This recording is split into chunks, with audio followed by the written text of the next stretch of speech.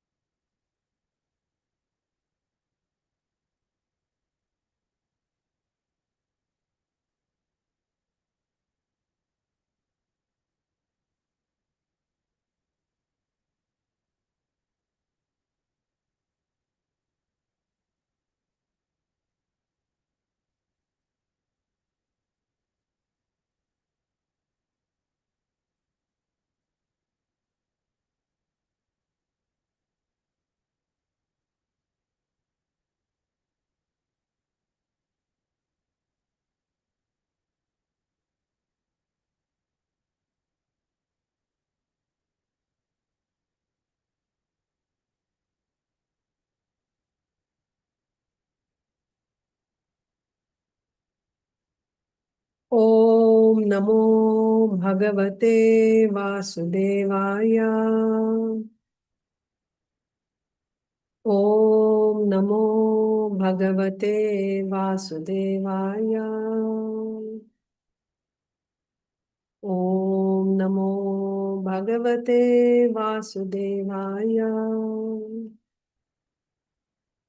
Narayanam namaskritya naram chaiva narottamam devim saraswatim vyasam tato jayamudiraye nashtaprayeshva bhadreshu nityam bhagavata sevaya bhagavatyuttama shloke bhaktir bhavati naishtiki Om Ajnanatirandhasya Jnananjana-salakaya Chakshurunmilitam Yena Tasmai Sri Gurave Namaha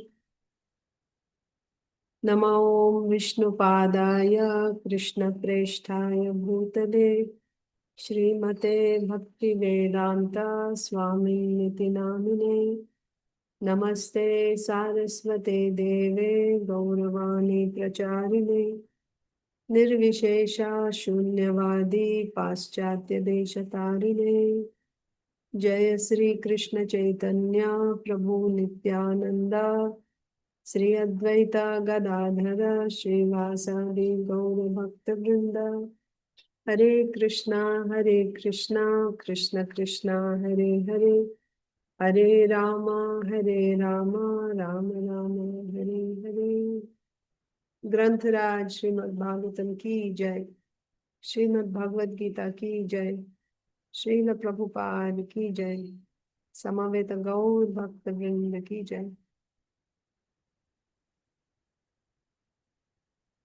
Hare Krishna, dear devotees.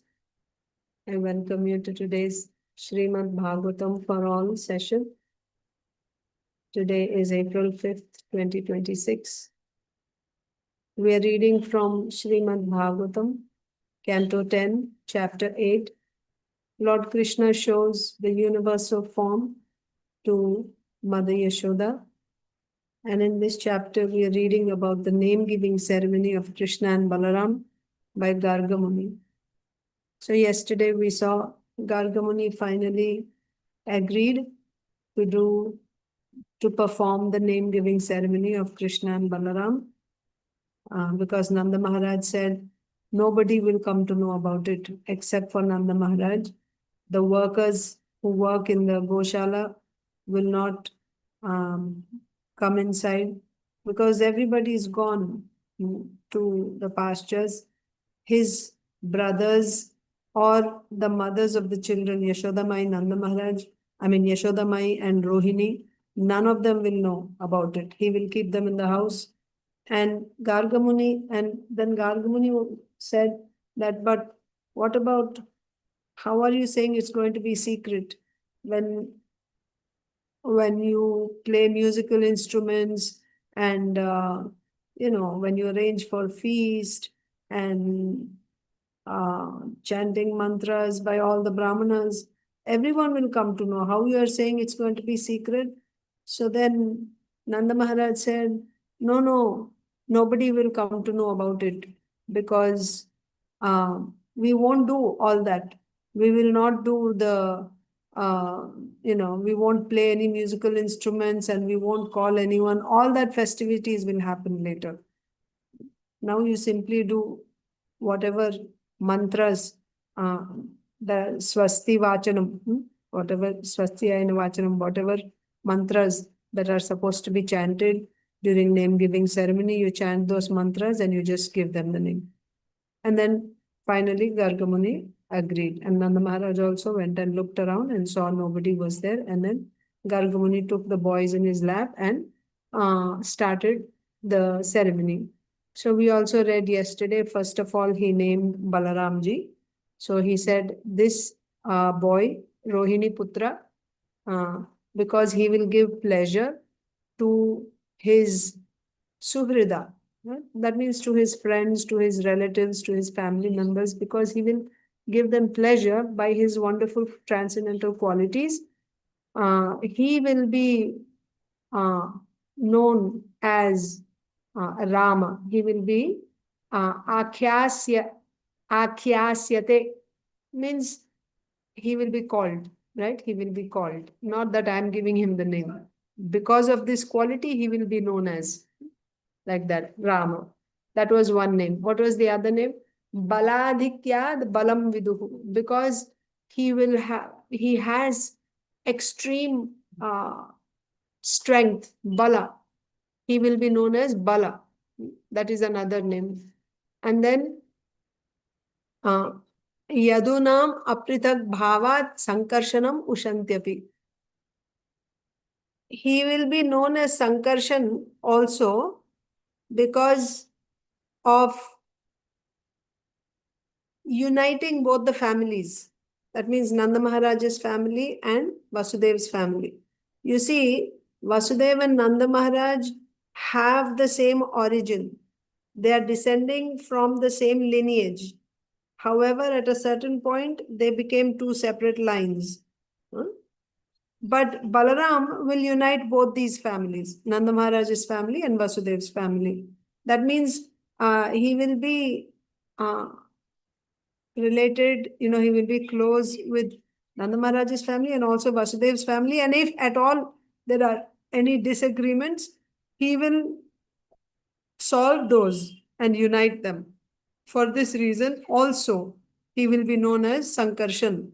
For this reason also means, because Kṛṣṇa, before the appearance of Balaram, Kṛṣṇa told Yogamaya that you should attract Balaram from the womb of Devaki to Rohini Devi. And for that reason, he will be called Sankarshan. So Kṛṣṇa gave the name already, Sankarshan. Why he called Sankarshan? Because of being drawn from the womb of Devaki to the womb of Rohini, his name was Sankarshan. So Garga Muni kept that, although he didn't reveal it to Nanda Maharaj. He didn't say that. So he said he will be known as Sankarshan also because of resolving any misunderstandings between both the families, and in this way uniting both the families. So that means also means he will be known as Sankarshan because of being attracted from the womb of Devaki, and also he is known as Sankarshan because of uniting both the families whenever there is any disagreements. He will be very dear to both the families, and in this way he will be bringing both families together like that. So that we read yesterday, and today we have to read the next verse. Now, now Garga Muni will name Kṛṣṇa. But before that, I will quickly read there's a short line from Srila Vishwanath Chakravarti Thakur, the commentary of Srila Vishwanath Chakravarti Thakur. Let me share the screen with you.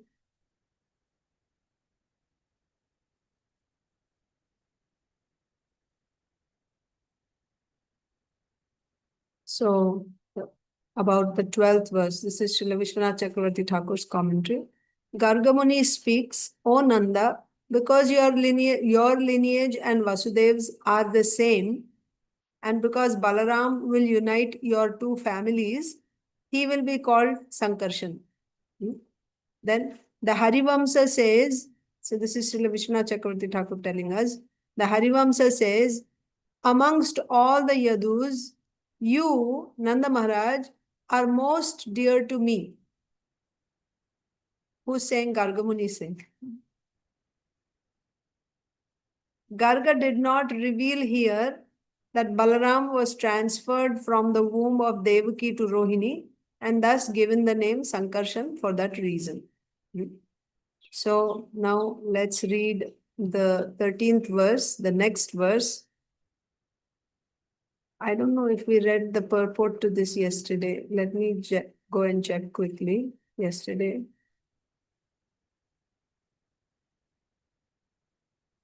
Yeah, I think we did. Yes.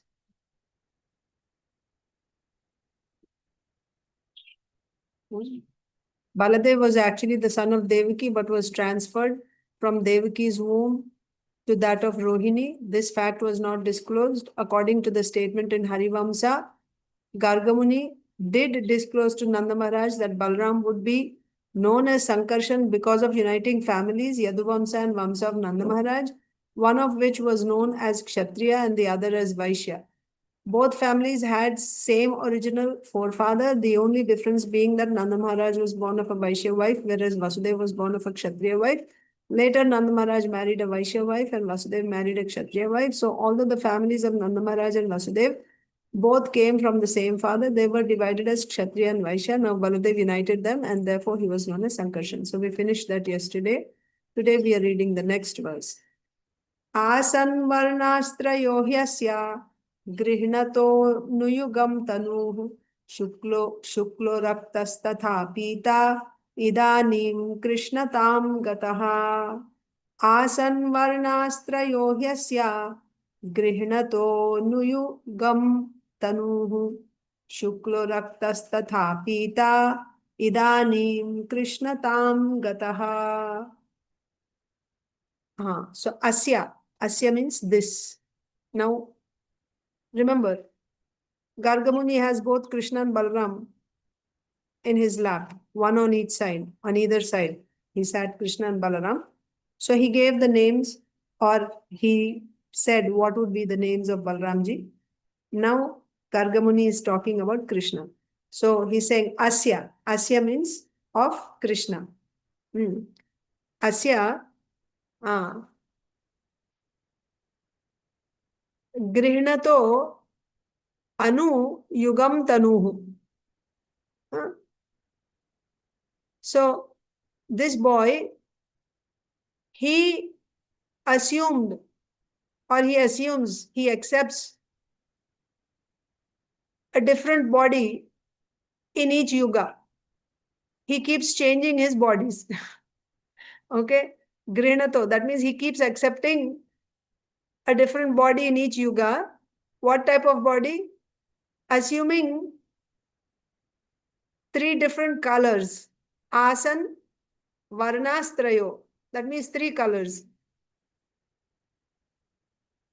Or you can say asya, this boy assumes or assumed different bodies. Tanu means body. Anuyugam. So in every yuga, he keeps changing his body. And the bodies are of 3 colors. What are the 3 colors? Śukla, white. Rakta means red. Tathā, pīta, and yellow. White, red, and yellow. That means he has assumed 3 colors. Śukla, raktas, tathā, pīta in every yuga. Idānīṁ kṛṣṇatāṁ gataḥ. Idānīṁ means now. In the present yuga, he has assumed. So this is how Nanda Maharaj would understand. In this present yuga, he has assumed Kṛṣṇa. That means black. Black color. Blackish complexion. In this yuga. But in the previous yugas, he has assumed 3 colors. Varṇās traya. Right? Three varṇās. He has assumed 3 colors. What are they? Śukla, raktas, tathā, pīta. That means white in Satya Yuga, red in Treta Yuga, and yellow in pīta means yellow in Kali Yuga. Like this. He has assumed 3 other colors. What are they? Śuklo, raktas, tathā, pīta. White, red and yellow. White in Satyayuga, red in Treta-yuga, and yellow in Kali Yuga. This is Dvāpara-yuga. idānīṁ kṛṣṇatāṁ gataḥ. And now he has assumed blackish color. Like that. Okay. So there is a very, very elaborate commentary given on this verse. So we will directly read the commentary. But let us read the translation first by Srila Prabhupada. Your son Kṛṣṇa appears as an incarnation in every millennium. Okay, one more thing I must tell you here. So he's changing body means don't think like how we are changing our bodies, he's changing his body. Not like that. That means he is manifesting. He is manifesting a different color, a different form. I have said this before also, but I will say it one more time. Kṛṣṇa is Swayam Bhagavan. He is Swayam Rupa. He is the original personality of Godhead, the fountainhead of all other expansions, of all other avatars. He is the fountainhead. That means, actually there's only one. It's not like there are so many. There's only one, Kṛṣṇa. But that same person, that same body appears in so many different forms. And not only he appears one body only, it's not like there are so many bodies. We shouldn't think that there are so many bodies. There's only one body, one person, but he is appearing in so many different forms and in different places and in different times simultaneously. How is this possible? This is beyond our imagination, beyond our conception. We cannot imagine this. We cannot understand this. Why? Because our mind is, after all, made of material energy. And Kṛṣṇa, his appearance, his activities, his form, that is all from his Swarupa Shakti or internal energy. Internal energy is far superior. We studied, we had 2 sessions dedicated to the functions of Yogamaya. One session is dedicated to the functions of Yogamaya, and the other session is dedicated to the functions of Mahamaya. So there we saw how Yogamaya functions and how Mahamaya functions. Yes? So Swarup Shakti is far, far superior. And with the mind and intelligence that is made of external energy, we cannot understand the Lord's pastimes. Therefore, it is inconceivable. You cannot understand. It's inconceivable. Then how you will understand? When the Lord reveals, then we can understand. And to whatever extent he reveals to a person, to that extent, we can understand. And when will he reveal? When he is pleased by our sadhana. When he is pleased by our sadhana, by our practice of bhakti, he will reveal. And the extent to which he reveals, to that extent one can know. There is no other way. Okay. So, now the point is there's only one Lord, one form. But that one form appears in so many different forms. But all those are also one body. That's one body only. But that one body is simultaneously present everywhere. This is a great science. This is exactly what we will be studying in Bhagavad Gita also in the next verse. But, it's not like magic. Sometimes we will see, even in Bhagavatam we read about Saubhari Muni. No? He married the 50 daughters of King Mandata. He expanded into so many forms. He married. But there, this type of expansion, first of all, there is a maximum limit of how many forms you can expand. We also see Indrajit in Ramayana. Indrajit, or the son of Ravana, when he is fighting, he just expanded himself. He would appear in different places and in different, like there are many forms. That is like magic. That means Indrajalam. Only one form will be original form. The others will be duplicate. Even if you shot at a duplicate form, nothing would happen. That's why even after being hit by the arrow, he would still be laughing, because you hit the duplicate form. But if you hit the original one, then all the duplicates will disappear and he will be killed. My point is, with some material science, if one is even able to show so many clones, they're after all clones, they are not the original. They are dummies. They are duplicates. But it's not like that with Krishna's expansions. All the different types of expansions. You can refer to yesterday's and today's Chaitanya Charitamrita. That means for you yesterday and day before yesterday. Chaitanya Charitamrita sessions also for this discussion.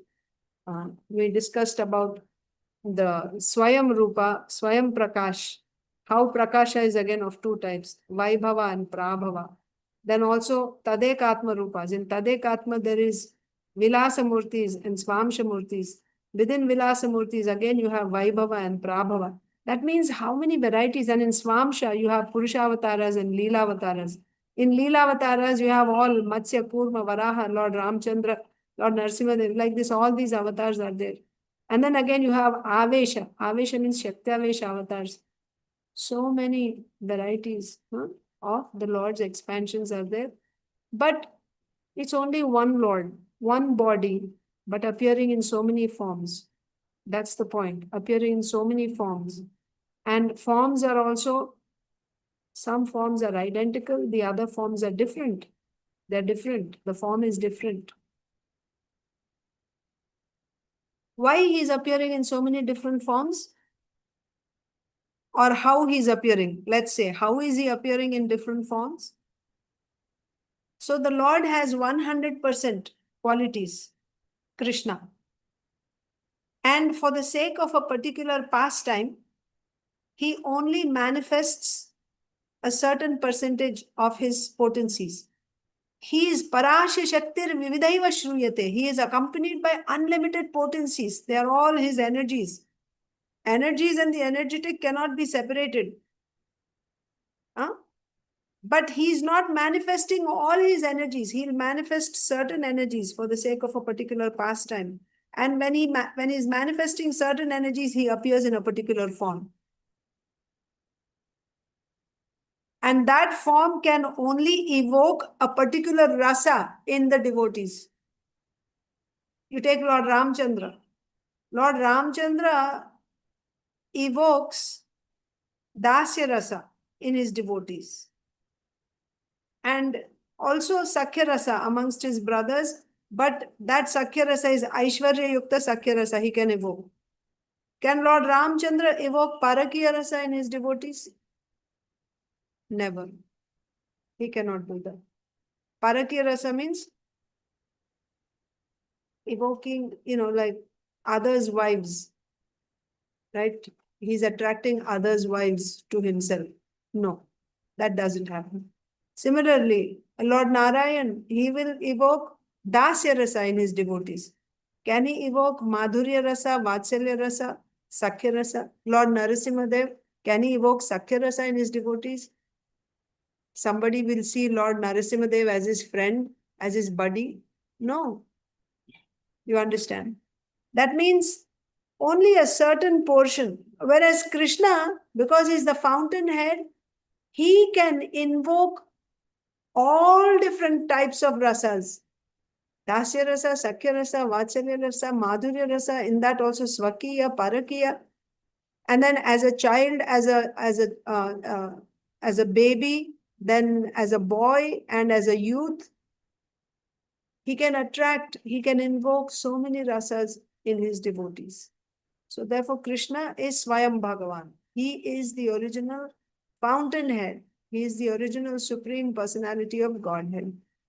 So, here, yeah, let's just read the purport.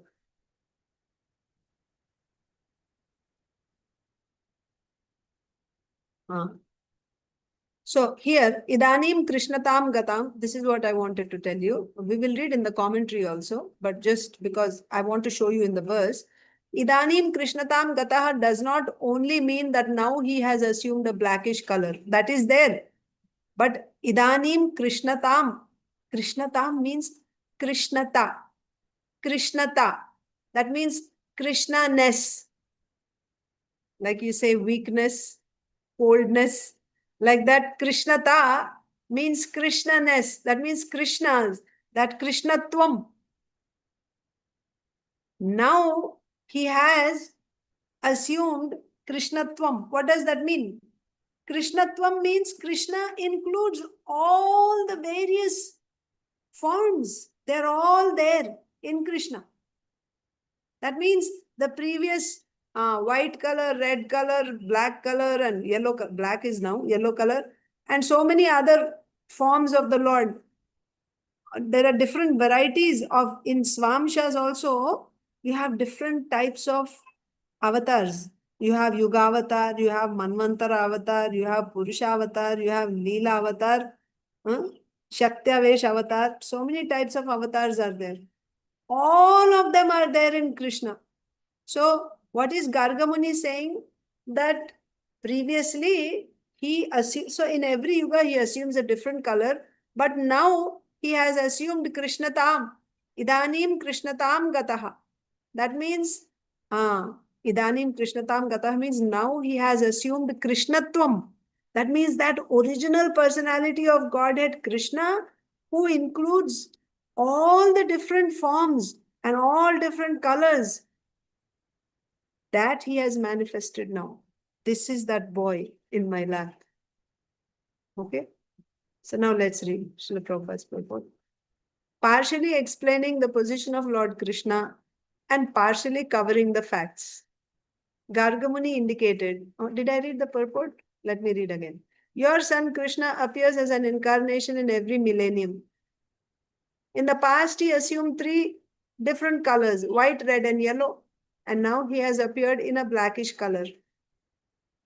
In another Dvāpara-yuga, he appeared as Lord Rāmacandra in the color of śuka, a parrot. All such incarnations have now assembled in Kṛṣṇa. This line, actually what it means is, you see, we know that in Satya-yuga, the Lord, so these are the yuga avatars. In each yuga, there is a particular avatar. So in Satya-yuga, the yuga avatar is white in color. In Treta-yuga, the yuga avatar is red in color. In Dvāpara-yuga, normally in Dvāpara-yuga, the yuga avatar is green in color. I'll tell you. And in Kali-yuga, yellow color. Why is he in green color? Because, you see, the yuga avatar who comes in Dvāpara-yuga, how many Dvāpara-yugas are there in one day of Brahma? 1,000. There are 1,000 Satya-yugas, 1,000 Treta-yugas, 1,000 Dvāpara-yugas, and 1,000 Kali-yugas in one day of Brahma. One day, that means his 12 hours. And for the next 12 hours, he's sleeping. So in one day, that means 12 hours of Brahmaji, there are 1,000 Dvāpara-yugas. That means in every Dvāpara-yuga, Kṛṣṇa appears. What do you think? Kṛṣṇa from Golok Vrindavan, the original personality of Godhead, he comes in every Dvāpara-yuga? No. He only comes once in a day of Brahma. Which day? So now one day of Brahma is divided into 14 manvantaras. That means 14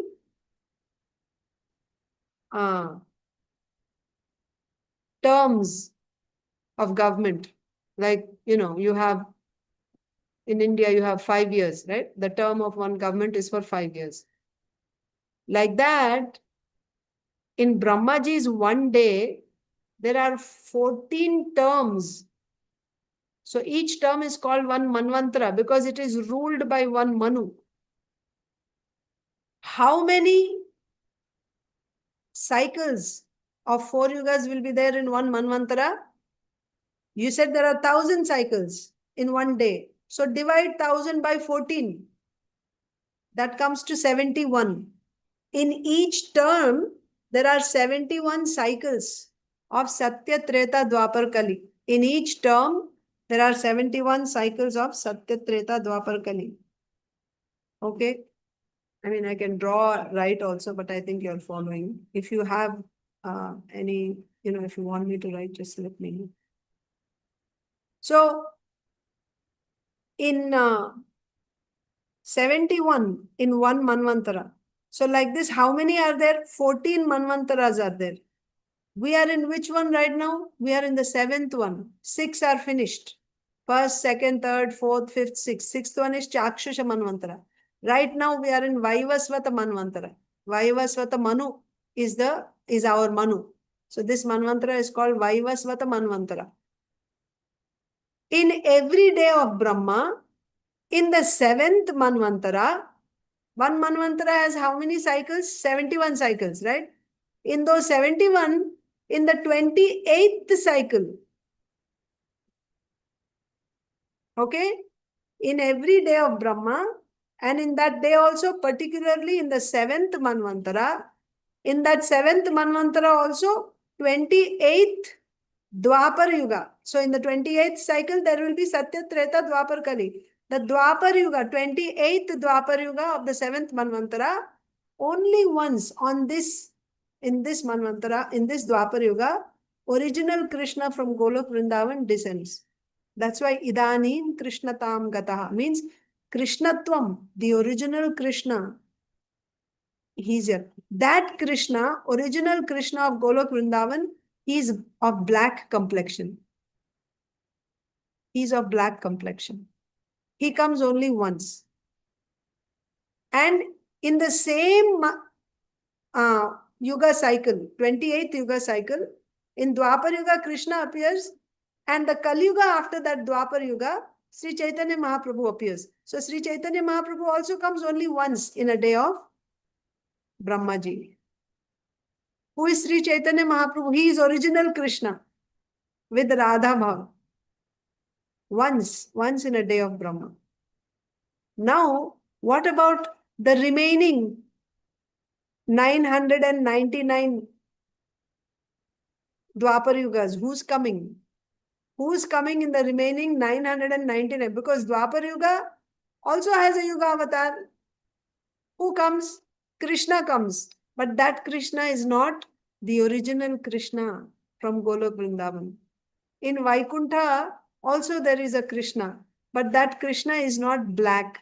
He is greenish in complexion. Greenish. So that greenish Kṛṣṇa comes in every Dvāpara-yuga as the avatar, Yuga avatar for Dvāpara-yuga. But now, in this, we are in the 28th. Just imagine how fortunate we are. And in this 28th cycle, just 5,000 years ago, Kṛṣṇa appeared. And just about 500 years ago, Sri Chaitanya Mahaprabhu appeared. So close we are, right? So, in this 28th cycle, Kṛṣṇa who appears, in the Dvāpara-yuga, the Kṛṣṇa that appears is black Kṛṣṇa. Black Kṛṣṇa means Swayam Bhagwan Kṛṣṇa from Golok Vrindavan. That is the point being said here. Okay, so now let me continue reading. So, in another Dvāpara-yuga, he appeared in the color of śuka, a parrot, it is said. I don't know why it is said Lord Rāmacandra here. It's actually Kṛṣṇa only. Because Lord Rāmacandra appears in Treta-yuga. But Kṛṣṇa is greenish Kṛṣṇa. All such incarnations have now assembled in Kṛṣṇa. Purple. Partially explaining the position of Lord Kṛṣṇa and partially covering the facts. Gargamuni indicated, your son is a great personality and he can change the color of his body in different ages. The word gṛhṇato indicates that Kṛṣṇa is free to make his choice. So, what color he will accept when, or not just color also. It is said he's assuming different bodies, right? He's always assuming in different bodies. So which body he will come, and not just about yuga avatars. Of course, yuga avatars are scheduled, but how he will come, that is his choice. He just decides, right? Like you decide which dress you want to wear when you go for an occasion or whatever. You choose, right? Something like that. Kṛṣṇa, he decides in which form he wants to come at which time, and for what purpose. He just decides like that. He's free to make his choice. So the word gṛhṇato tells that. The word gṛhṇato indicates that Kṛṣṇa is free to make his choice. In other words, he is the Supreme Personality of Godhead and may therefore do whatever he desires. In Vedic literature, the different colors assumed by the personality of Godhead in different millenniums are stated. And therefore, when Garga Muni said, your son has assumed these colors, he indirectly said, he is the Supreme Personality of Godhead. But again, as we discussed earlier, no matter what the Brajvasis, Nanda Maharaj, Yashodamai, and Brajvasis, whatever they hear, it's really obvious, but they don't take that meaning at all. They just hear that, oh, okay, Garga Muni said, and that's it. But they don't accept that, oh, he is the Supreme Lord. Not like that. They just don't take that.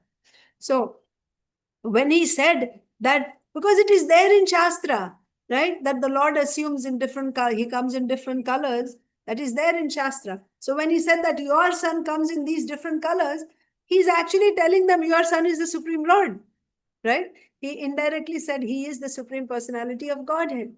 Because of Kamsa's atrocities, Garga Muni tried to avoid disclosing this fact, right? But he indirectly informed Nanda Maharaj that Kṛṣṇa, his son, was the Supreme Personality of Godhead. So he didn't directly say that he is the Supreme Lord, but when he said that in different yugas he comes in different colors, he was actually indirectly telling him that this is the Supreme. It may be noted that Srila Jiva Goswami in his book Krama Sandarbha has enunciated the purport of this verse. In every millennium, Kṛṣṇa appears in a different form, either as white, red, or yellow, but this time he personally appeared in his original blackish form and, as predicted by Garga Muni, exhibited the power of Narayan. Because in this form, the Supreme Personality of Godhead exhibits himself fully, right? That means the original personality with all his potencies. Because he exhibits himself fully, his name is Sri Kṛṣṇa, the all-attractive. So you see, Garga Muni is naming, right? This is the name-giving ceremony. So he's saying, idānīṁ kṛṣṇatāṁ gataḥ. Now he has assumed kṛṣṇatāṁ. That means his name is Sri Kṛṣṇa, the original. Like that. His name is Sri Kṛṣṇa, the all-attractive. Factually, Kṛṣṇa is the source of all avatars, and therefore all the different features of the different avatars are present in Kṛṣṇa. When Kṛṣṇa incarnates, all the features of other incarnations are already present within him. Other incarnations are partial representations of Kṛṣṇa, who is the full-fledged incarnation of the Supreme Being. It is understood that the Supreme Being, whether appearing as śukla, rakta, or pīta, white, red, or yellow, is the same person. When he appears in different incarnations, he appears in different colors, just like the sunshine, which contains 7 colors, right? So sunshine has all colors, but from certain angles, you'll see certain colors. The other example is like a peacock feather, right? You tilt and you see certain colors only. Sometimes you see purple, sometimes blue, sometimes orange, yellow, depending on how you tilt it. Another classic example is the saris, silk saris, right? Silk saris, you have 2 colors, sometimes more colors also. So when you just tilt it, you see so many different colors in that silk saris. So that's another example too.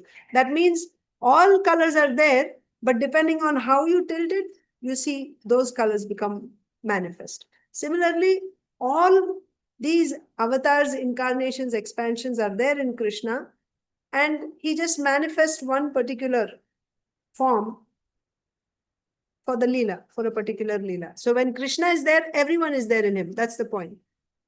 When he appears in different incarnations, he appears in different colors, just like the sunshine, which contains 7 colors. Sometimes the colors of sunshine are represented separately. Otherwise, the sunshine is observed mainly as bright light.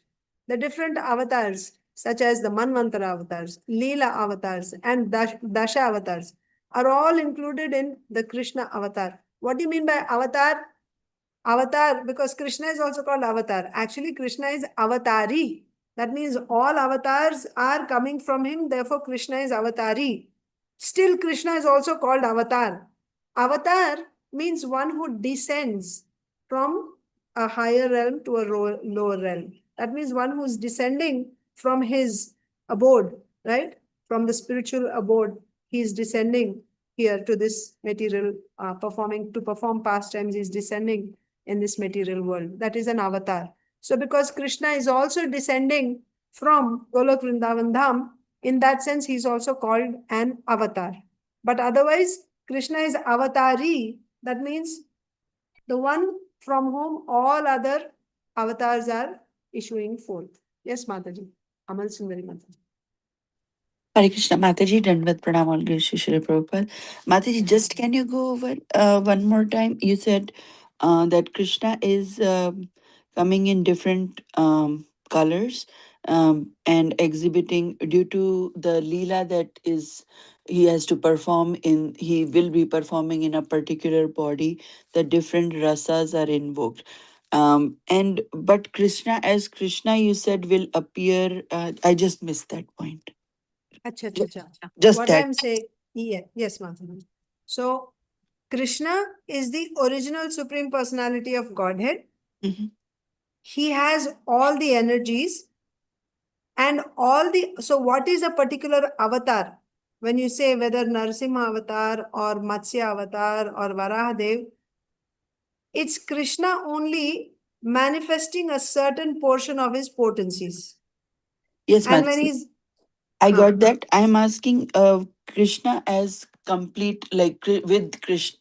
I mean, Krishna is complete in all of avatars, just exhibiting certain portion, but Krishna is complete. But when you're saying Krishna, like Gargwan is saying, Krishna has come as Krishna now. So I'm saying, when does this happen? Like you were explaining the whole cycles. So when Krishna as Krishna, you said appears two in times. In the Yeah, 28th. yes, that's what I was. Yes. So maybe I should just show it. I think maybe it's confusing. So I'll just show it on the board. That might help. One second. Thank you. Sure.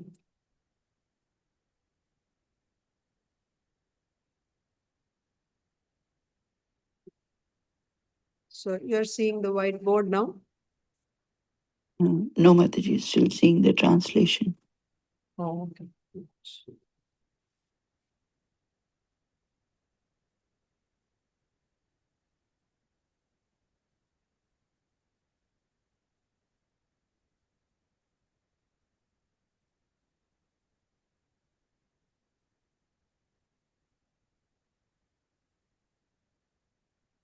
Yes, now we're seeing.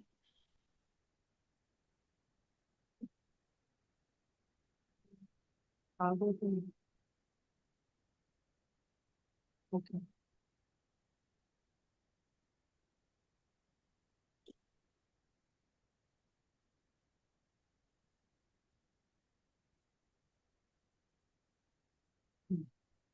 So we are discussing the 10th canto, 8th chapter, text 13.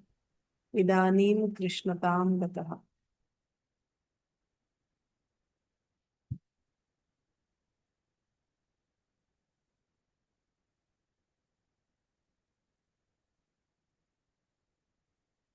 That means now he has assumed kṛṣṇato. That point we are discussing.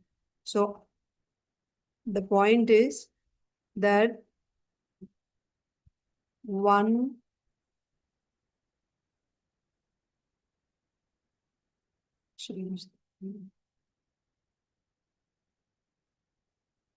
Okay. So 1 day of Brahma has 1,000 Divya yugas. Divya yuga means a cycle of 4 yugas, right? Cycle of 4 yugas. Satya, Treta, Dvāpara, Kali. There are 1,000. And also, 1 day of Brahma has 14 manvantaras.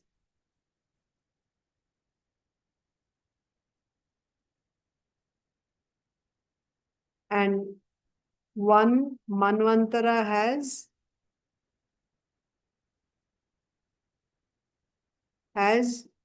71 Divya yugas.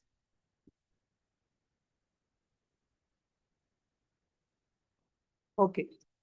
So, Kṛṣṇa, Swayam Bhagavan Kṛṣṇa,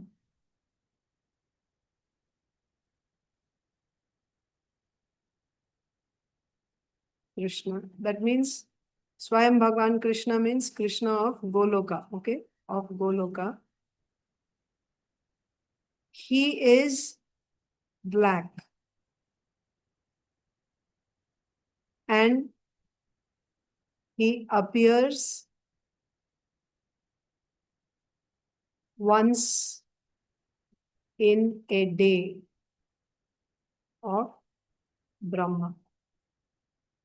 Once in a day of Brahma, when he appears in the 28th Dvāpara-yuga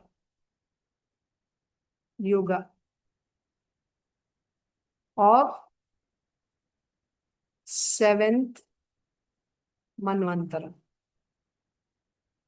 This part is clear, Mataji, or should I explain this part?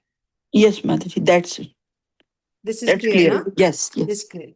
Now, so in 28th, so there are totally 1,000 Divya yugas. That means 1,000 Dvāpara yugas in 1 day of Brahma.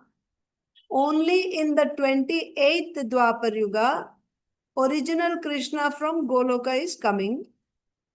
Original Kṛṣṇa in Goloka means he is blackish in color. This Kṛṣṇa from Goloka, he is black in color.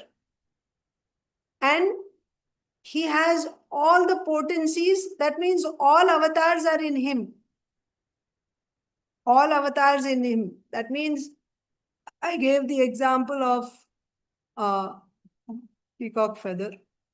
So this peacock feather is compared to Kṛṣṇa. Okay. This peacock feather is compared to Kṛṣṇa. That means this is original Kṛṣṇa compared to a peacock feather. He has all his energies, so all the forms are in him. He will manifest.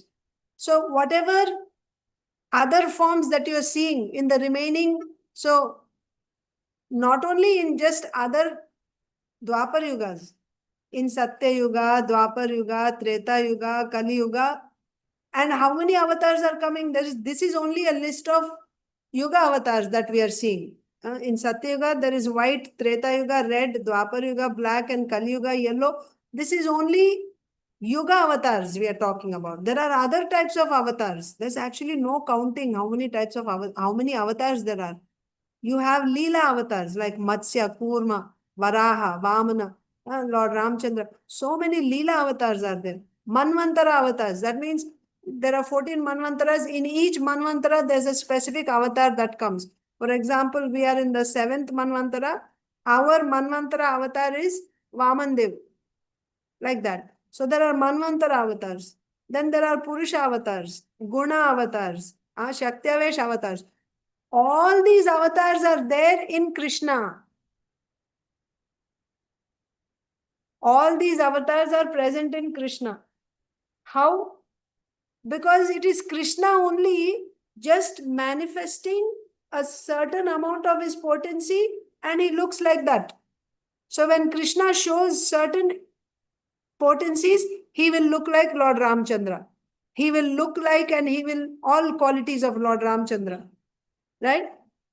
Now, when Kṛṣṇa is present, Kṛṣṇa from Goloka is present. In him, Lord Rāmacandra is there, Lord Varaha is there, Lord Vamandev, everybody. And also the Yuga avatars of Satya-yuga, Treta-yuga, Kali-yuga, everyone is present in Kṛṣṇa. All are present in Kṛṣṇa. So what is Garga Muni telling? Your son, he assumes or he accepts, he changes. That means he appears in different bodies. Different bodies means these different forms at different times.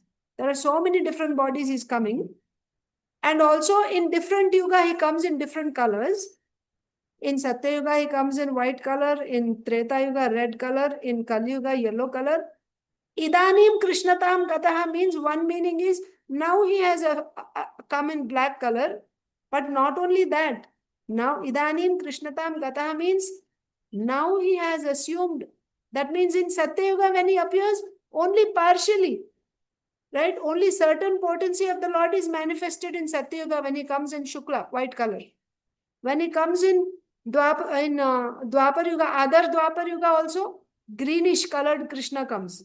Green colored Kṛṣṇa is also one expansion with partial manifestation of potencies. That green Kṛṣṇa lives in a Vaikunta planet. He is not in Goloka. His name is Kṛṣṇa. Like there also you will have, Kṛṣṇa's pastimes. But that's not the original Kṛṣṇa. Original Kṛṣṇa is black. Kala Kṛṣṇa, not green Kṛṣṇa. That's why there it is said green, right? Blue, green colored like a parrot. So that Kṛṣṇa comes in other Dvāpara yugas as a yuga avatar. But this Kṛṣṇa that is sitting in my lap now, this Kṛṣṇa, this is idānīṁ means previously he appeared in white, red and yellow colors. Now he has assumed kṛṣṇatāṁ. That means original Kṛṣṇa is here. Did I address your question, Mataji? Yes, Mataji, that is clear. Yes. You explained. I was asking, you said the Swayam Bhagwan, that is Kṛṣṇa of Goloka, is black and he appears once in a day of Brahma in the 28th Dvāpara-yuga of the 7th Manvantara. Yes. That's what. Yeah, That's and what. this particular Gargmuni addresses that this particular Kṛṣṇa is now with his full kṛṣṇatāṁ, and he is the original. I mean, he's trying to give without trying to give, that he is the Supreme Lord. So, yeah, so he that's, didn't say this particular Kṛṣṇa. What he said, he said idānīṁ means now. now he So is he in said, his complete form, like with all his attributes. Exactly. But how did Nanda Maharaj understand? Oh, previously he came in white color, red color, yellow color. Now he he's came in in black black color. Like Thank you, Mataji. Sure. Okay. So now let's continue.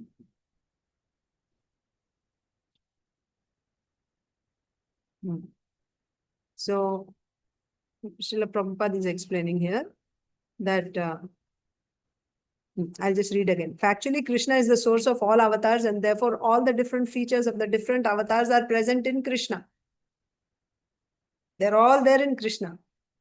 That means if Kṛṣṇa wanted to show Vamandev, he can show Vamandev. If he wanted to show because all those forms are in him. When Kṛṣṇa incarnates, that means when he descends, all the features of other incarnations are already present within him. Other incarnations are partial representations of Kṛṣṇa, who is the full-fledged incarnation of the Supreme Being. It is to be understood that the Supreme Being, whether appearing as Śukla, Rakta or Pīta, is the same person. When he appears in different incarnations, he appears in different colors.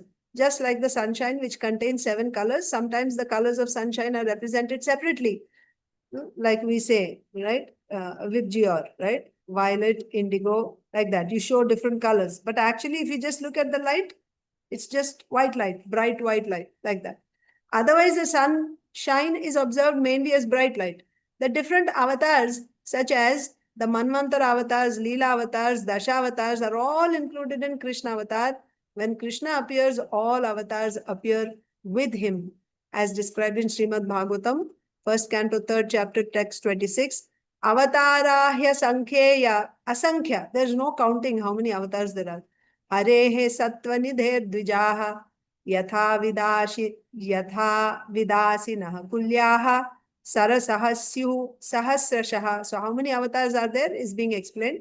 The avatars incessantly, there's no stopping, continuously appear like incessantly flowing water. So the way it is, when there is a stream or when there is a, waterfall or a river, it just breaks into so many, branches out into so many tributaries. You cannot count how many there are. It just keeps dividing and dividing and dividing, so many branches like that. The avatars incessantly appear like incessantly flowing water.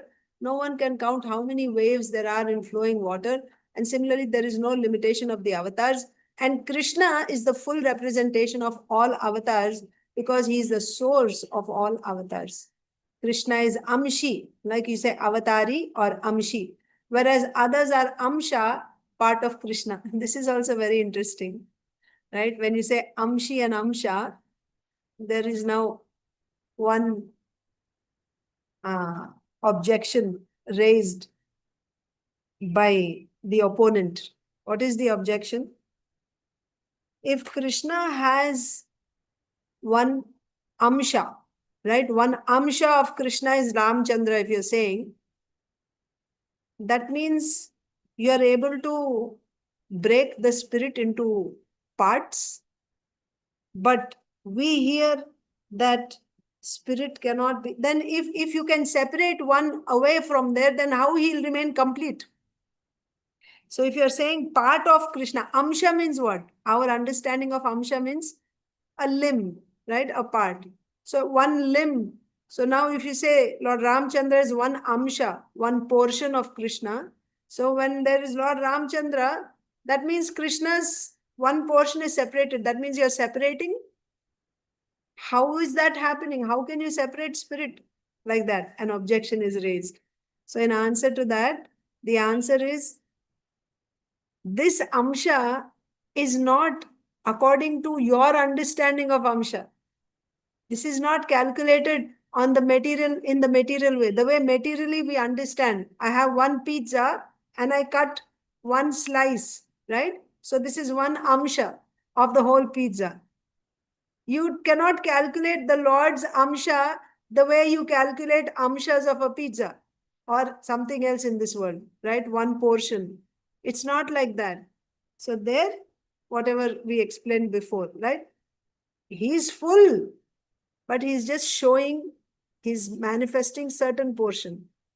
And whatever he's manifesting is known as that Amsha. But it is not that it is separated from him and it is a separate form. Although simultaneously, Krishna will be present, Lord Rama will also be present, and not in one place. Lord Rama is present in his spiritual abode, and Lord Rama will be present in the, because there are unlimited material universes.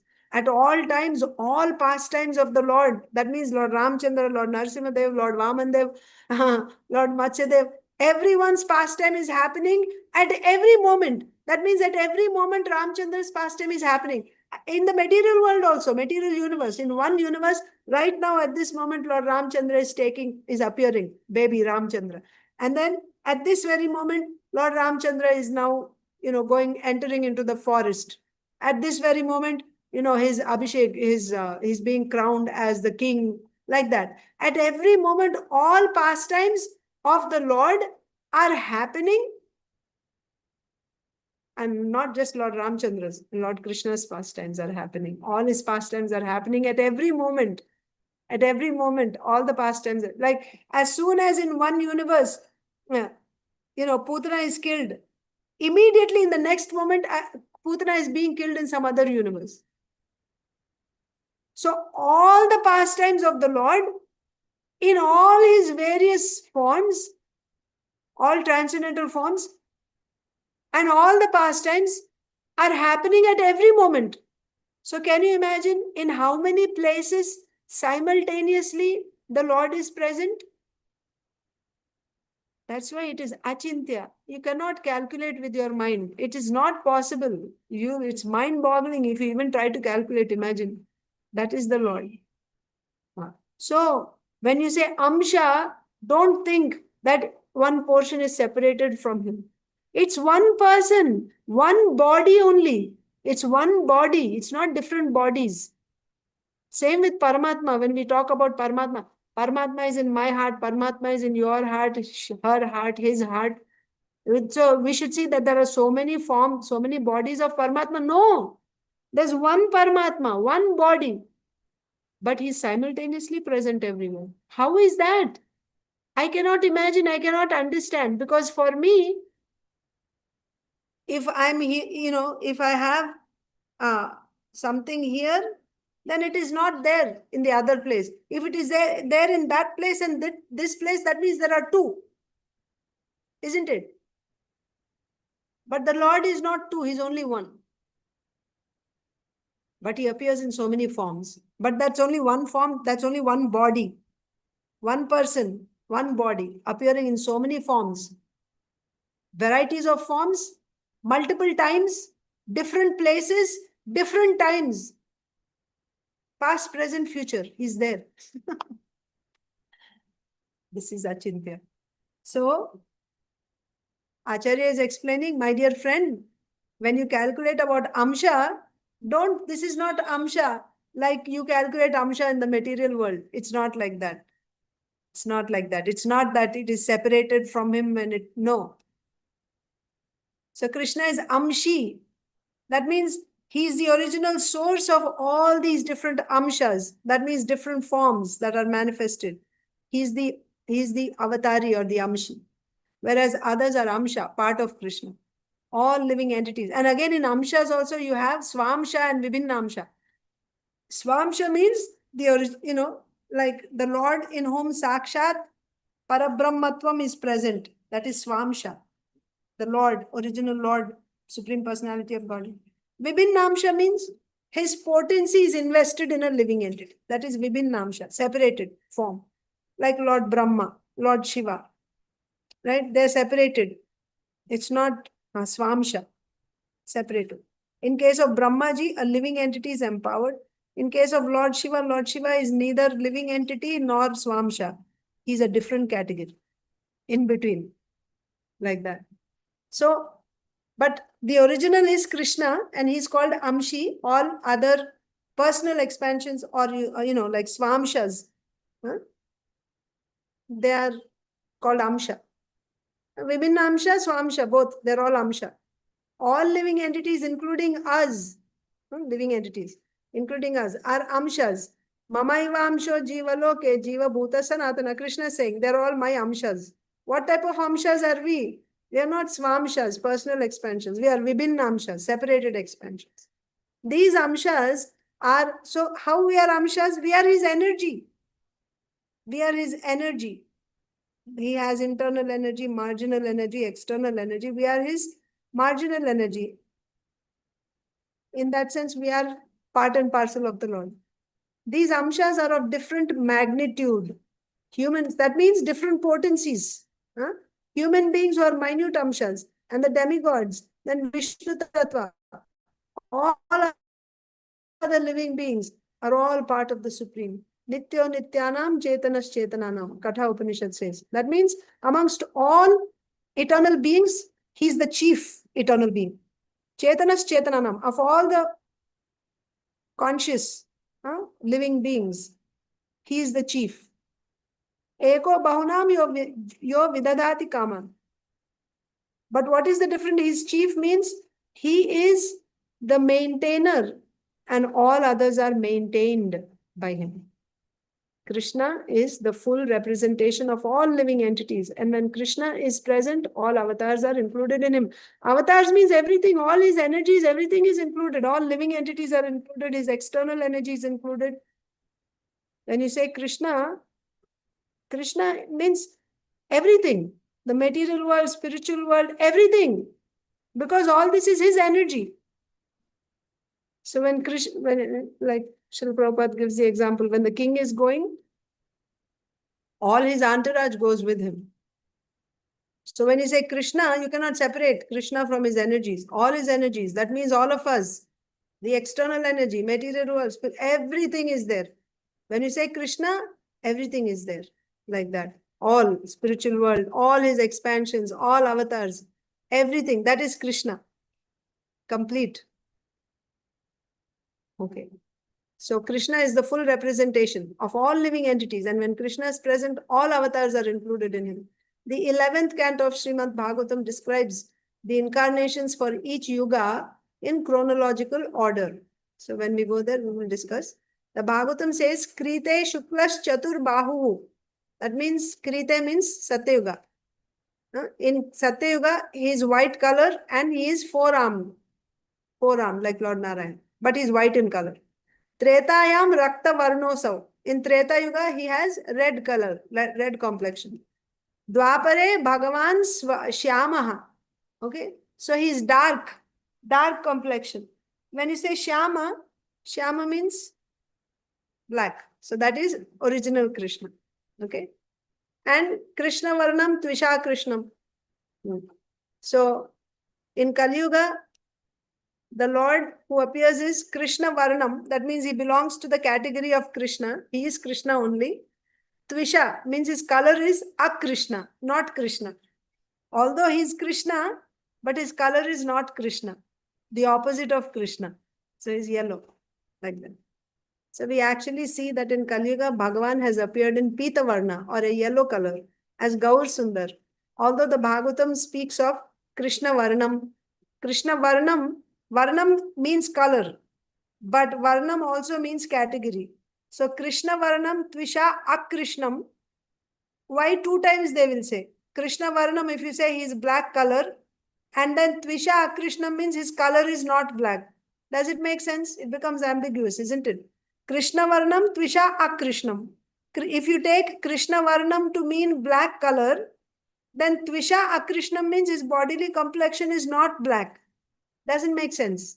Therefore, Kṛṣṇa Varnam should not be taken as black color. Kṛṣṇa Varnam should be taken as he belongs to the category of Kṛṣṇa.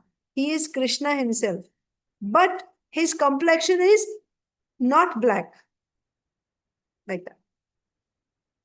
We actually see that in Kali Yuga, Bhagavan has appeared in pīta varna, or a yellow color, as Gaur Sundar. Although the Bhagavatam speaks of Kṛṣṇa Varnam, to adjust all these statements, one should understand that although in some yugas, some of the colors are prominent, in every yuga, whenever Kṛṣṇa appears, all the colors are present. So here the main point is, idānīṁ kṛṣṇatāṁ gataḥ. Now he has assumed kṛṣṇatāṁ, means he has all other avatars in him now. All colors are in him, all avatars, they're all there in him now, because he is the original Kṛṣṇa. That's the point Srila Prabhupada is making. Whenever Kṛṣṇa appears, all colors are present. Kṛṣṇa Varnam Tvisha aKṛṣṇam, although Chaitanya Mahaprabhu appears without Kṛṣṇa or a blackish color, he is understood to be Kṛṣṇa himself. idānīṁ kṛṣṇatāṁ gataḥ. The same original Kṛṣṇa who appears in different varnas has now appeared. That Kṛṣṇa who comes in different colors in different yugas, that Kṛṣṇa has now come. The word āsan indicates that he is always present. He is always present. Right? Āsan. He is always present. That's the beginning of the shloka, if you see. Āsan varṇās trayo asya. Asya means his, or this boy's. Āsan means he is always present. And he appears, he keeps coming in different bodies. So, the word āsan indicates that he is always present. Whenever the Supreme Personality of Godhead appears in his full feature, he is understood to be Kṛṣṇa Varnam, although he appears in different colors. Prahlad Maharaj states that Chaitanya Mahaprabhu is Channa. Channa means hidden. Prahlad Maharaj states that Chaitanya Mahaprabhu is Channa. That is, although he is Kṛṣṇa, he is covered by a yellow color. Kṛṣṇa is black, but Kṛṣṇa covers himself by yellow color when he comes as Chaitanya Mahaprabhu. Thus, the Gaudiya Vaishnavas accept the conclusion that although Chaitanya Mahaprabhu appeared in pīta color, he is Kṛṣṇa. Kṛṣṇa varṇam tvisha Kṛṣṇam sango pangastra parshadam yagyai sankirtana prayer yajantihi sumedasah. So we saw how Gargamuni started naming Kṛṣṇa, doing the name giving ceremony of Kṛṣṇa, and in that we saw how now previously he appeared in white, red and yellow colors, but now he appeared in blackish complexion. But it's not as simple as that. Now he has assumed kṛṣṇatāṁ. That means all other colors and all other avatars are present in him. So therefore his name is Sri Kṛṣṇa. His name is Sri Kṛṣṇa because he is the original personality of Godhead. However, he didn't say it directly. He said it indirectly. I didn't even cover the commentary just to show you what the commentary is like. You're able to see the commentary page? You're seeing the commentary? Yes, Mother. Yes, Mother. Okay. The text Okay. 27. Yes. Text 13. No. This is showing 27 text. No. I'll show you. I'm not going to cover it today because we are already, the time is over. And it's a very long commentary. Maybe I'll read tomorrow. Srila Vishwanath Chakravarti Thakur's commentary. This is the 13th verse. Āsan varṇās trayo asya. We only read Srila Prabhupada's purport today, but this is the commentary. It starts from here and this whole thing, and then more. All this is one verse. Just to give you an idea, previous verses commentaries, how big they are, like this much, that much, like this much, just this much, like from here to here. And then this is the verse, from here to here, like that. But for the 13th verse, how big is the commentary? It starts here and it goes all the way down, and then again starts here, goes all the way down, and then the next page again is going all the way down here, and again from here all the way down. So there's quite a bit of commentary. Yes. This is by Srila Vishwanath Chakravarti Thakur, and Maharaj says Srila Jiva Goswami has given a very elaborate commentary. Srila Prabhupada in the purport has given one line saying that same, that all forms are there in Kṛṣṇa, like that. So he is called as Sri Kṛṣṇa, like that. We'll just read, maybe we'll read Srila Vishwanath Chakravarti Thakur's tomorrow once, because this is an important verse, so we can just read that tomorrow. And now let me just read Bhagavad Gita's next verse, and I will let you go.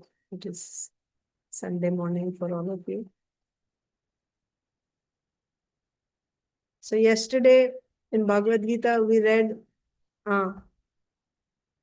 after explaining what is kṣetra-kṣetrajña-saṁyogāt, jnanam, prakriti, purusha, and after saying prakriti, purusha, there is another purusha, Paramatma, who is the maintainer, he is the one who sanctions, and he is the witness, like this.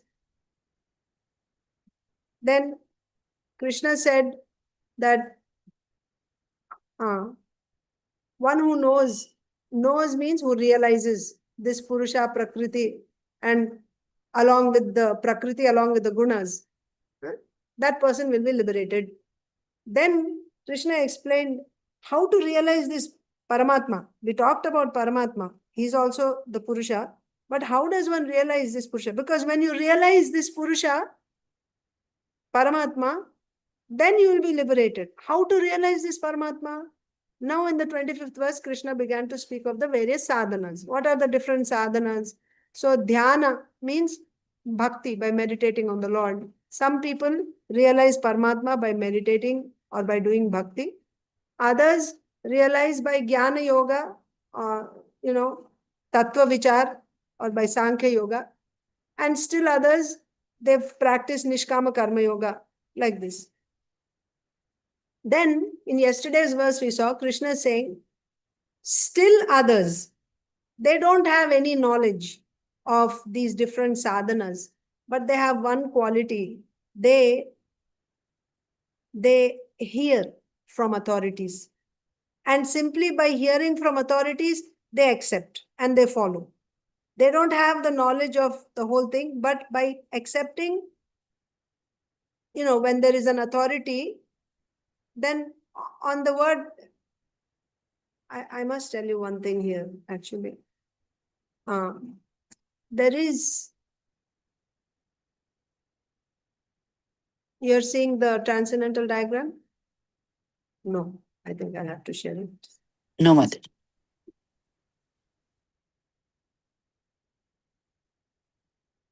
Yeah.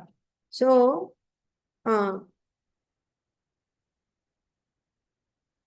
different sadhanas. So, one who simply listens to the authority, it is said, right? So, by that also, you see, we need dridha shraddha here to begin pure devotional service, right?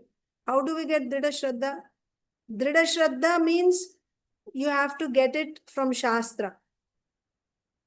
The definition of shraddha is shastrartha vishwasa.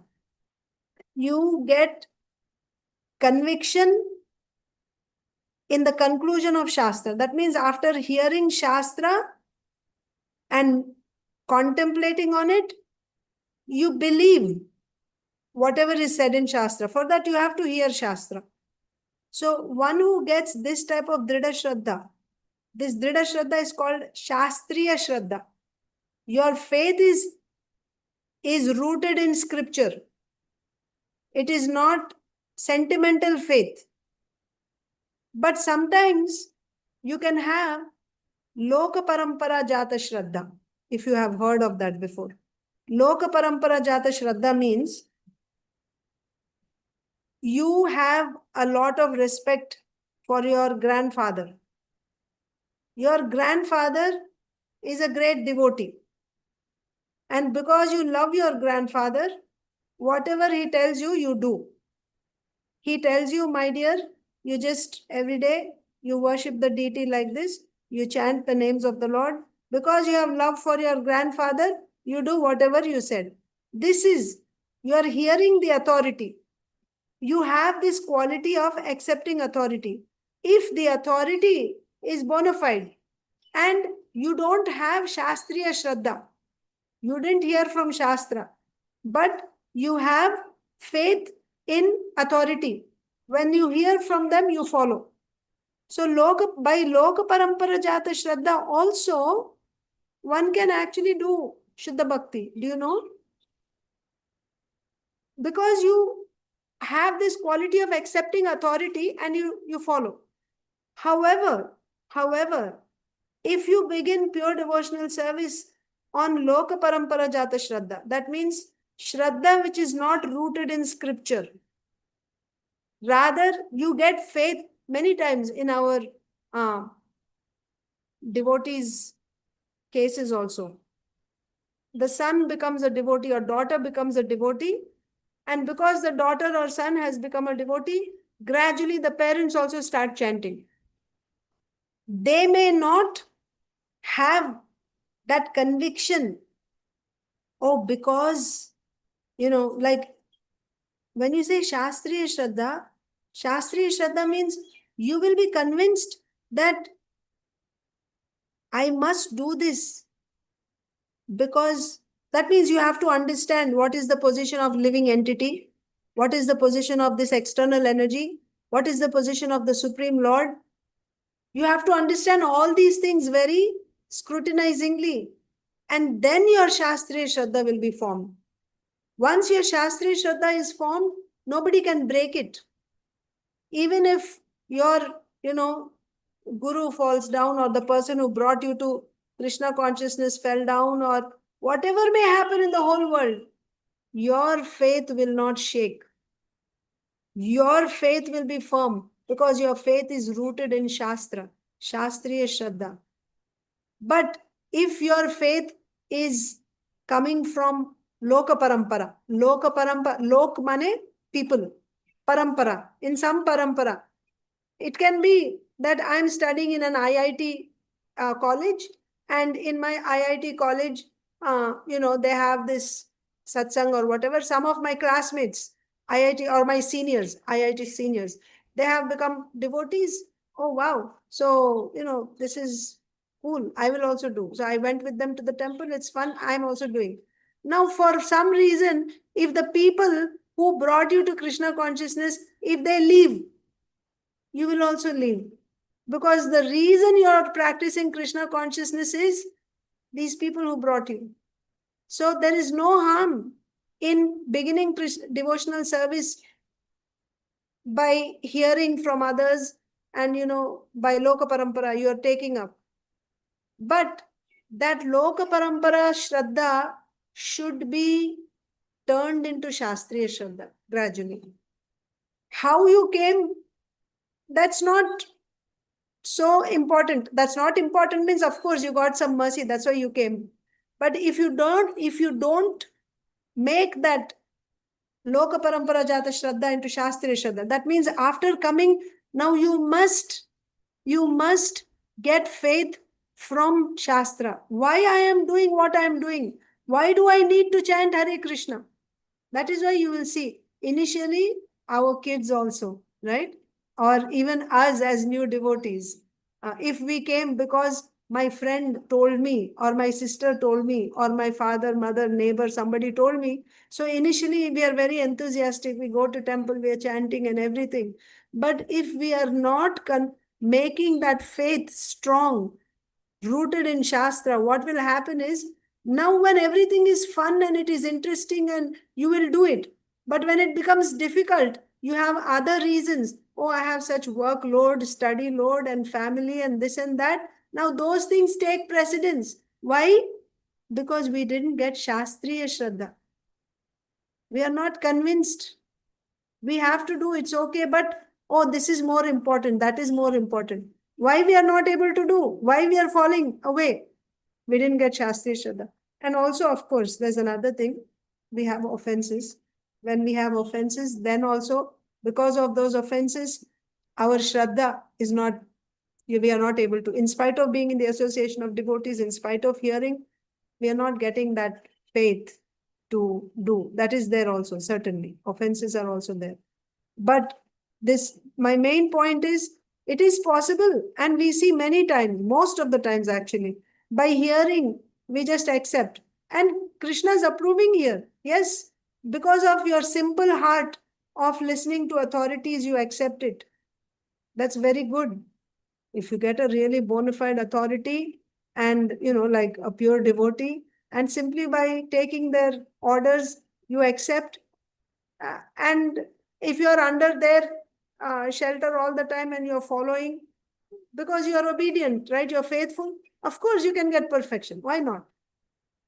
But if the person who brought you, if that person falls away, or if that person is, then because you don't have any other support, you'll also fall away. That's why remaining in Loka Parampara Jata Shraddha is a shaky ground. It's a shaky ground. Even that verse in Bhagavad Gita, Apichet Suduracharo Bhajate Mamananya Bhak Sadhureva Samantavya Samyak Apichet Suduracharo. Durachara, who will do? One who did not get Shastriya Shraddha. He does not know Shastra. He does not know that these extremely sinful activities should not be done. He doesn't know. Why he doesn't know? Because he doesn't know Shastra. So this is an extremely rare case. We don't fall in this category. So that verse is not applicable to us. We know that these things should not be done. But that is somebody who started doing pure devotional service by Loka Parampara Shraddha. He got Loka Parampara Jata Shraddha without knowing Shastra. Like we belong to this particular family, Yadava family. In our family, after 50 years, we just give up everything and 24 hours we do bhajan. My grandfather did that, my father did that, I will also do. So he will start doing that. Loka Parampara Jata Shraddha. By hearing, he is doing. However, if he does not have Shastriya Shraddha, he can even end up doing, some sinful activities because he doesn't know. He doesn't know. Or he can commit offenses or different things. So it's very important that How we came one way or the other, that's by great good fortune, by mercy, we joined. But every devotee who has come to Krishna consciousness, he or she must take it seriously to now build Shastriya Shraddha. Shastriya Shraddha means mainly for us, Srimad Bhagavad Gita, Srimad Bhagavatam. So you have to understand the philosophy very thoroughly. Because when we hear some lines in Bhagavatam, you can take different meanings for those lines. If you know the building blocks of the philosophy, if you know the axioms of the philosophy, then when you read those lines, you will understand exactly how to take the meaning. I actually wanted to explain today. Yesterday, Prabhuji had asked, Atulya Harinam Prabhu had asked a question about the Yadus, that Krishna had his own devotees. Yadus, Yadavas are his devotees, his family members. So he had his own family members, killed because they were becoming a burden on the earth. Now there is a verse like this in Bhagavatam. Krishna removed the burden. With one thorn, he removed the other thorn. Now how should you understand this? So should we think that, oh, actually the family members of Krishna became corrupt and they were, so therefore Krishna wanted to remove the burden? No. That is why if you know the philosophy, then immediately you will think, how can that happen? Krishna's devotees? I didn't want to answer yesterday because I was thinking I need to look up, because I cannot just say that, yes, yes. Why? Because the axioms, then you cannot break them. Axiom means it will stay, it will hold good under all circumstances. You cannot twist or bend or turn. No, that has to be in place. Then how to explain it? You have to refer to the explanations given by the acharyas, and then you can understand. Srila Prabhupada's lecture is also there. I found that lecture. Srila Prabhupada explains very nicely. And Prabhuji's question was in relation to varnāśram dharma. So it's interesting that in that explanation, Prabhupada is explaining varnāśram dharma, and he brings this, that Yadu situation also. Since he's not here, maybe I should explain tomorrow, right? Maybe I'll explain it tomorrow. And also our time is also up. Let me just read Bhagavad Gita.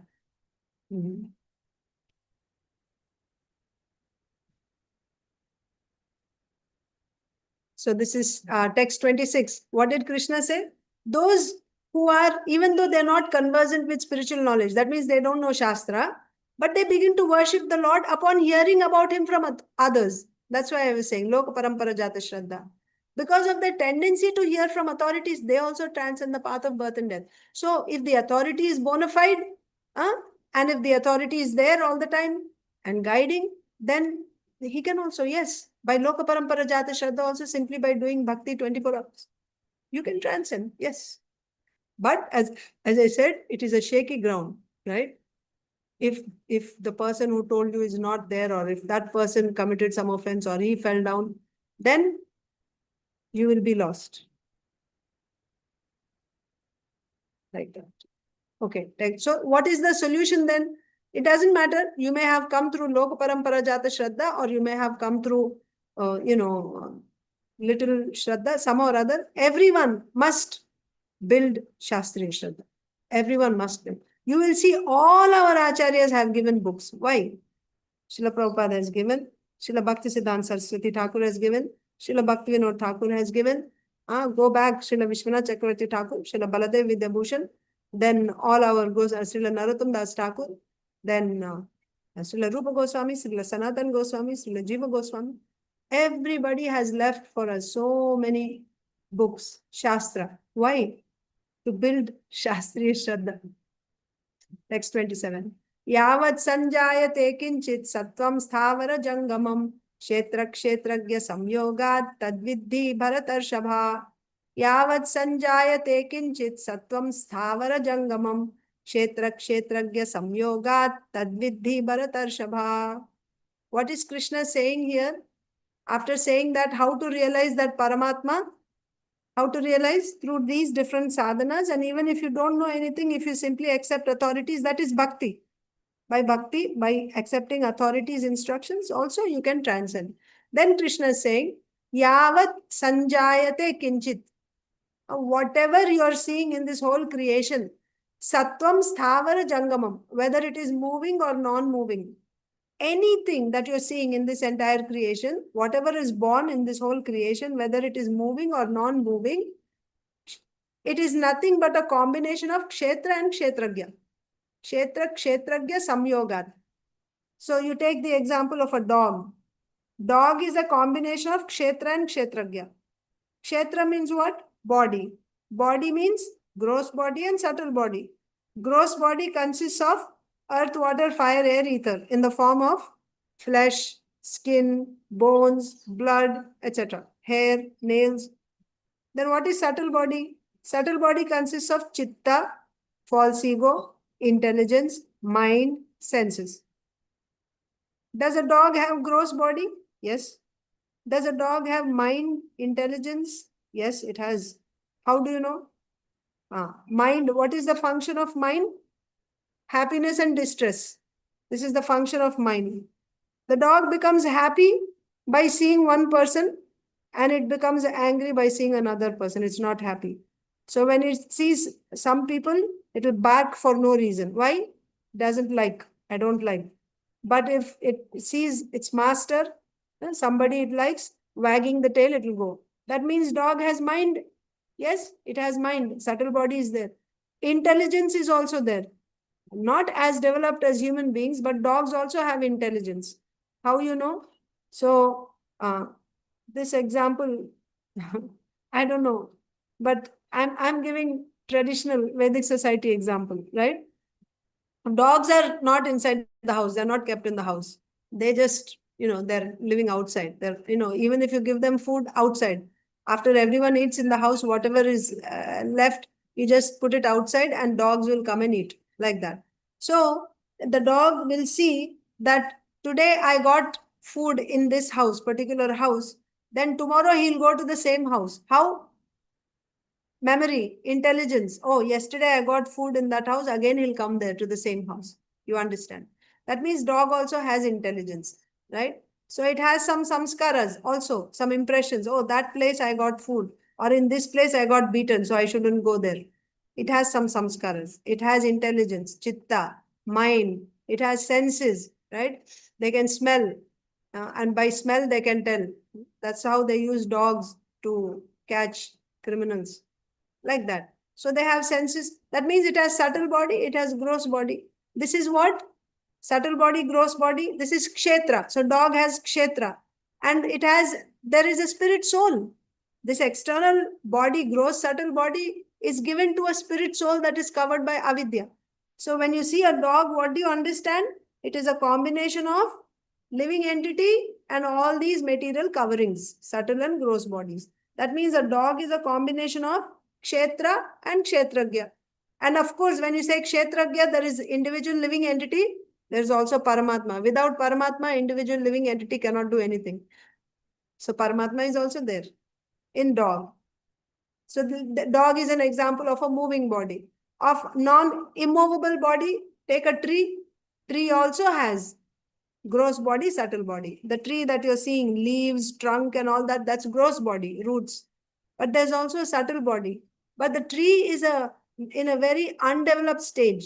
So it has false ego and chitta and intelligence mind, but they're all in a very, undeveloped stage compared to the moving bodies. And even in moving bodies, animals have lower compared to human beings. They have lower compared to higher beings, like that. So anything, any living being that you see, it's nothing but a combination of kṣetra and kṣetrajña. And all the other matter that you see, that is kṣetra, that is just the external energy, matter, prakriti, anyway. So that's what Kṛṣṇa is saying here. Whatever you see in this world, yāvat sañjāyate kiñcit sattvaṁ sthāvara-jaṅgamam kṣetra-kṣetrajña-saṁyogāt viddhi bharatarṣabha. No. Okay, so what's the translation? O chief of the bharatas, know that whatever you see in existence, both the moving and the non-moving, is only a combination of the field of activities and the knower of the field. It's nothing but combination of field and knower of the field. I'll read Srila Prabhupada's purport and let you go today. And the discussion, if there's any, we can do it tomorrow. Purport. Both material nature and the living entity, which were existing before the creation of cosmos. Yes, before the creation, they were there or not? Both were there in Karanodakshaya Vishnu, Mahavishnu. When he decided to create, first he brought the Prakriti out and then he glanced at her. Through the glance, he sent all the living entities. That means both Prakriti and the living entities existed before this creation, before cosmic manifestation. Both material nature and the living entity which were existing before the creation of the cosmos are explained in this verse. Whatever is created is but a combination of the living entity and material nature. There are many manifestations like trees, mountains, and hills which are not moving. By the way, mountains, hills, they are also living. That means there is living entity there. Stones also. There are living stones and dead stones. Living stones can be used to make deities. You cannot use dead stones to make deities. Living stones only can be used. That means living stones. Like that, mountains and hills also are personalities. It's a combination of kshetra and kshetrajña. There's a living entity and there is Prakriti.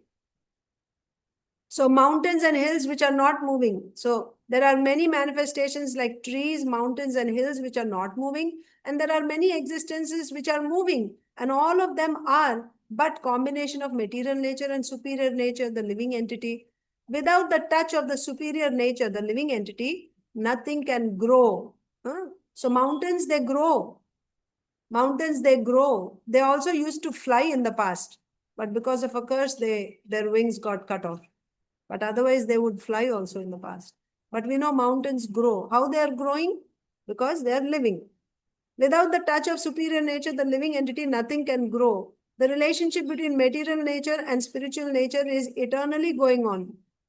Relationship between material nature and spiritual nature. That means spiritual nature means living entity and material nature.